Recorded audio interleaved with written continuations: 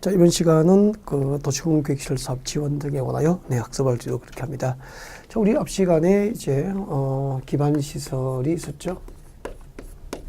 뭐죠? 도로 등이죠. 도로라든지 뭐 지하철, 학교, 공항 시설, 뭐 종합운동장, 철도 정보, 도시공 계획 시설이고 기반 시설이고. 자, 이 도로 같은 기반 시설 설치는 국토기획법상 도시공 관리 계획으로 정책을 위반을 해서 사업을 결정고시 하게 되죠. 자, 이렇게 도시공 관리 계획으로 기반 시설 설치가 결정되면 그때부터 이제 도로 등에 대한 법상 명칭이 기반 시설에서 뭐로 바뀌죠? 그렇죠? 도시군 계획 시설로 바뀌게 되는 거죠. 그래서 도시공 계획 시설이라 하면 기반 시설 중 도시공 관리 계획으로 결정고시된 시설 도시공 계획 시설이라고 그래요. 이 도시공 계획 시설을 설치하고 정비하고 개량하는 사업을 도시공 계획 시설 사업이라고 하는 거죠. 자, 이렇게 도시공 계획 시설 사업이 결정고시 되면 사업 결정고시로부터 2년 내에 매 연도별 재원 조달 계획과 보상 계획 등이 포함된 연차별로 사업을 단계적으로 하기 위한 계획이 수립됐죠. 이것이 뭐죠? 단계별 집행 계획이었죠. 자, 이렇게 단계별 집행 계획이 수립되면은 그 단계별 집행 계획이 수립했으면 그 다음에 이제 도시공 계획 시설 사업의 시행자, 도시공 계획 시설 사업 시행자를 결정한다고 했죠. 누가 하죠? 그렇죠. 관할 지방자치단체장이 특별한 이 법과 다른 법의 규정이 없다면 해당 지방자치단체장, 서울은 서울특별시장, 인천은 인천광역시장, 대전은 대전광역시장이 곧 도시공계획시설 사업 시행자가 되는 거예요. 자, 이렇게 사업 시행자가 결정되면 그 시행자로 결정된 자가 사업을 실행하기 위해서 사업 실행을 위한 세부적인 사업계획을 작성합니다. 이를 실시계획이라고 합니다. 자, 이 실시계획을 작성을 해서 인가받고 고시하는 단계가 있게 되죠. 자, 이 실시계획 인가고시에서는 이제 본격적으로 공사 시행에 들어가게 돼요. 공사 시행에 들어가는데 이때 원활하게 도시공 계획시설 사업이 시행되도록 사업 시행을 지원하는 규정이 있죠. 여기서 이 부분을 가장 잘 학습하는 만큼은 원활한 도시공 계획시설 사업 시행을 위해서 어떤 지원 규정이 있습니까? 라고 하면 그 내용들을 줄줄 암기하는 거죠. 제목을 외워야 되죠. 내용은 크게 중요하지 않고요. 제목을 암기하고 있어야 되죠. 첫 번째, 효율적으로 도시공 계획시설 사업 시행을 위해서 필요하면 도시공 계획시설 사업은 분할 시행할 수 있습니다. 분할하여 시행할 수 있다.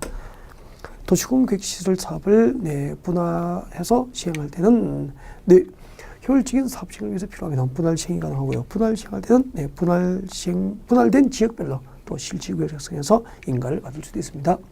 그리고 도시공 계획시설 사업 시행을 위해서 필요하면 관련 서류를 무료로 열람할 수 있어요. 예를 들면은 자, A 지역과 B 지역을 연결하기 위한 도로 건설 사업이 결정이 됐잖아요. 그러면은 그 도시공 계획시설 사업이 결정고시 된 그 토지에는 수많은 토지 소재의 토지 소유권과 건축물이 존재할 거 아니야. 이것들은 수용해야 되잖아요, 나중에. 그래서 이 수용 대상이 된 이 건물이 누구인지, 그 땅이 누구 토지인지, 토지 소유권만 있는지, 지상권이 있는지, 건축물의 천석권이 있는지 서류 봐야 되죠. 그래서 도시공 계획시설 사업 시행은 법에 의해서 이렇게 필요한 관련 서류를 무료로 볼 수 있고요. 또 필요하면 등본, 초본 등 발급도 신청할 수 있다고요.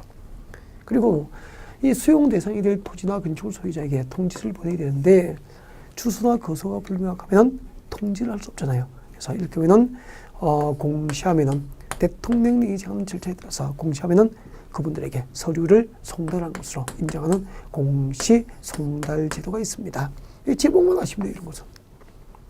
그리고 도시공 계획시설 사업 시행은 도시공 계획시설 사업 시행자는 사업에 필요한 토지 등을 수용 및 사용할 수 있습니다. 사업에 필요한 토지나 건축물에 관한 소유권과 그 이외의 권리를 수용할 수도 있고 사용할 수도 있죠. 토지 등을 수용 및 사용할 수 있다. 그리고 국유지와 국공유지의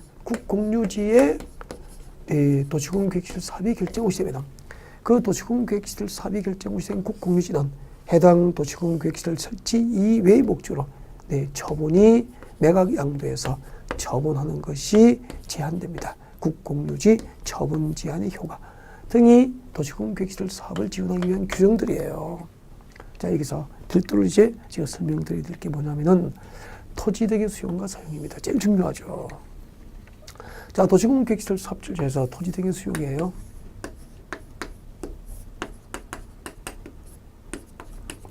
우리 대한민국에서 토지를 수용할 때, 자, 일단 그 토지 수용의 주체입니다. 도시공계획시설 사업을 위한 토지 수용의 주체, 도시공계획시설 사업에 필요한 토지 등을 수용할 수 있는 자, 수용 주체는 도시공계획시설 사업의 시행자예요. 그러니까 도시공계획시설 사업 시행자로 결정되면 그 사업 시행에 필요한 토지나 건축물에 관한 소유권과 그 외의 권리를 수용할 수도 있고 또 일시 사용하는 것이 허용이 됩니다. 그리고 그 토지를 수용할 때 토지 수용 요건과 보상 절차를 저희들이 공부하는 이 법, 국토교육부에서 규정하지 않고 따로 법률로 정하고 있습니다. 이를 뭐라고 하냐면은 공취법이라고 해요. 이를 공취법이라고 합니다. 공익사업을 위한 토지 등의 취득 및 보상에 관한 법률이라고 그러죠. 자, 이 법에 의해서 토지를 수용하게 되는데, 자, 이 공취법상 토지 수용 요건이 있습니다. 꼭 기억합니다. 자, 이 공취법에 의해서 토지를 수용하기 위해서는 첫 번째, 토지 수용을 필요로 하는 사업이 공익사업에 해당해야 돼요. 공익사업. 그러니까 우리나라에서 토지를 수용하기 위해서는 토지 수용을 필요로 하는 사업이 공익사업에 해당하고, 그 공익사업에 해당한다고 국토교통부 장관으로부터 국토교통부장으로부터 공익사업에 대한 사업 인정과 사업 인정 및 그 고시가 있어야 돼요. 공익사업에 대한 사업 인정 고시가 있을 것. 이 두 가지가 공직법상 토지 수용 요건이에요. 우리나라에서 토지를 수용할 때 그 토지 수용 요건과 보상 절차를 규정하고 있는 법이 뭐죠? 공익사업을 위한 토지 등의 취득 및 보상에 관한 법률이라고 그래요. 약칭해서 공취법 그렇게 합니다. 우리 어른들은 토지보상법이라고 그러죠. 자, 이 법에 의해서 토지를 수용하기 위해서는 이 동그라미 1번과 2번의 요건을 갖춰야 되는 거죠. 앞으로 공취법에 의해서 토지를 수용하기 위해서는 그 토지 수용을 필요로 한 사업이 공익사업에 해당해야 돼요. 그리고 토지를 수용할 수 있는 공익사업 맞다고 국토교통부부터 공익사업에 대한 사업 인정과 사업 인정한 것이 공식적으로 고시가 되어야 돼요. 이를 공익사업에 대한 사업 인정고시, 사업 인정고시라고 하는 거죠. 그리고 자, 이렇게 공익사업 인정을 받으면은 국토교통부부터 토지를 수용할 수 있는 공익사업 맞다고 공익사업 인정을 받으면은 이제 토지를 수용하게 되죠. 토지를 수용하면 그 대가를 보상하게 되죠. 그 보상입니다. 그 보상금 지급에 대해서 사업 시행자와 토지 소유자가 보상금 지급에 대한 협의가 안 됐습니다. 협의가 안 되면은 관할 토지 수용인의 보상금 결정을 다시 한 번 더 해달라고 신청해요. 이를 재결 신청이라고 하고, 그때 재결 신청할 수 있는 기간이에요. 그때 재결 신청할 수 있는 기간은 공익사업에 대한 사업 인정고시로부터 1년입니다. 사업 인정고시로부터 공익사업에 대한 사업 인정고시일부터 1년입니다. 1년 내에 재개를 신청하도록 하는 게 원칙이에요. 네. 그럼 국토교통부부터 공익사업 인정을 받으면 토지 수용하겠죠? 보상금 지급에 대한 협의가 안 되면 그 공익사업 인정받고 1년 안에만 공익사업 인정을 받은 날로부터 1년 안에만 관할 토지 수용민을 대상으로 어디 토지 수용위원회가 있습니다. 서울은 서울특별시 토지 수용위원회가 있어요. 부산은 부산광역시 토지 수용위원회가 있죠. 그 관할 토지 수용위원회에서 보상금 결정을 다시 한 번 더 신청해달라고 신청합니다. 이것을 재결 신청이라고 하는 거죠. 그때 재결 신청은 공익사업 인정을 받고 1년 안에만 할 수 있는 게 공직보상 원칙이에요. 이 원칙에 대해서 도시공계획시설 사업 시행자가 토지를 수용할 때는 다음과 같은 특례를 인정하게 됩니다. 자, 어떤 특례를 인정할까요? 자, 어떤 특례를 인정하냐면은, 자, 도시공계획시설 사업 절차에서 실시계획인가 고시되면은 도시공계획시설 사업 절차에서 실시계획인가 고시가 있으면 이 실시계획인가 고시된 것을 공직법상 토지 수용 요건인 국토교통부부터 공익사업 인정을 받으면서 간주해 줍니다. 국토교통부부터 공익사업에 대한 사업 인정 고시, 공익사업에 대한 사업 인정 고시, 사업 인정 고시가 이성으로 간주해 주죠. 그러면 도시공계획시설 사업 절차에서 실시계획인가만 고시되면은 국토교통부부터 토지를 수용할 수 있는 공익사업 인정을 받으면서 간주되니까 따로 공익사업 인정을 안 받아도 실시계획인가 고시만 있으면 토지 수용이 가능하다는 거죠. 그러면 국토교육법상 도시공계획시설 사업 시행자가 토지를 수용하고자 할 때는 반드시 국토교통부로부터 공익사업 인정을 받아야 한다. 옵니겠습니까? X. 국토교통부터 공익사업 인정을 받을 필요가 없이 그 도시공획시설 사업철자에서 무엇이 있으면 되죠? 그렇죠. 실시계획인가만 고시되면 이 실시계획인가 고시된 것을 국토교통부터 토지를 수용할 수 있는 공익사업 인정을 받은 것으로 감지해서 토지 수용권을 주는 거예요. 그러니까 특례죠. 그리고 보상금 지급에 대한 협의가 안 됐을 때 재결 신청 있죠. 재결 신청. 이 재결 신청도 특례를 인정해요. 원칙은 재결 신청 기간이 언제죠? 언제까지 재결 신청해야 돼요? 기간. 재결 신청 기간은 공익사업 인정받은 날로부터 1년 안에 해야 되잖아. 그럼 공익사업 인정받고 1년이 지나면은 보상금 지급에 대한 협의가 되지 않더라도 재결 신청을 못해요. 그런데 이 도시공획시설 사업철자에서는 재결 신청을 언제까지 허용하냐면은 사업 시행 기간 내에 할 수 있어요. 네. 그럼 도시공획시설 사업 시행 기간이 3년이면 3년 내에, 5년이면 5년 이내 언제든지 재결 신청이 가능하다는 얘기죠. 네, 여기까지입니다. 자, 도시공획시설 사업 시행자 토지를 수용할 때 어떤 법을 준용하고 또 무엇을 어떤 법을 준용하고 또 절차상 어떤 특례가 인정되는지에 대해서 학습했고요. 자, 이번에 보면 이제 도시공획시설 사업의 이행 담보가 나와 있을 겁니다. 자, 특별시장, 광역시장, 특별자치시장, 특별자유시장, 시장구수단, 도시공 기반 시설 설치나 그에 필요한 용지 확보, 위해 방지, 환경 방지, 경관 조성, 조경 등을 위해서 필요하다고 인정되는 경우로서 대통령령이 정하는 경우에는 그 이행을 담보하기 위해서 도시공획시설 사업 시행자에게 이행보증금을 예치하게 할 수 있고요.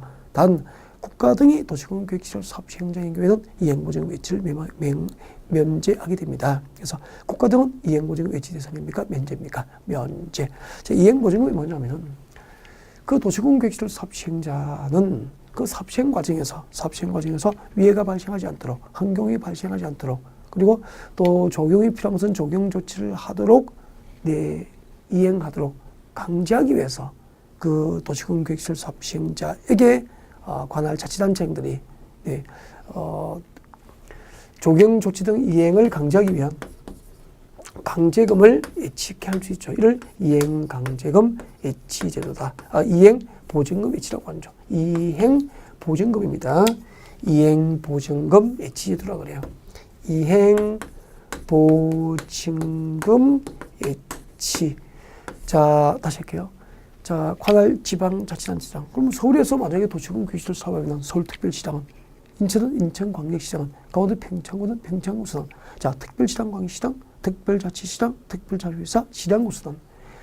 그 도시공획시설 사업 절차에서 그 도시공획시설 사업 시행자로 하여금 위해 방지조치나 환경 방지조치나 필요한 기반시설 설치나 용지 확보, 그리고 위해 방지, 조경 조치 등 경관보호 등을 이행하도록 강제하기 위해서 도시공획시설 사업 시행자가 조경 조치 등을 이행하도록 강제하기 위해서 그 사업 시행자로 하여금 보증금을 받아서 예치하게 할 수 있어. 이를 이행보증금 예치제도록 하고, 그때 도시공획시설 사업 시행자 국가 등의 경우에는 이행보증금 예치를 합니까? 면제합니까? 면제한다는 얘기예요.